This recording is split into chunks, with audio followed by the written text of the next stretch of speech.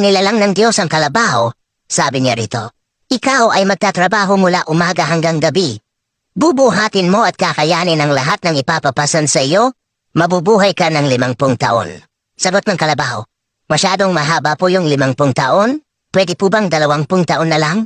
At sumang-ayon ang Diyos sa kahilingan ng kalabaw.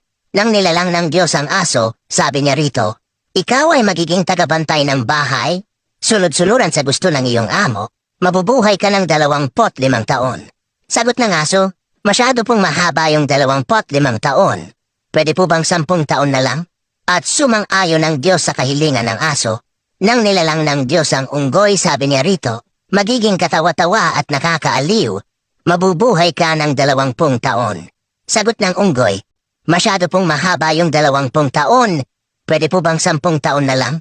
At sumang-ayon ng Diyos sa kahilingan ng unggoy. Nang nilalang ng Diyos ang tao,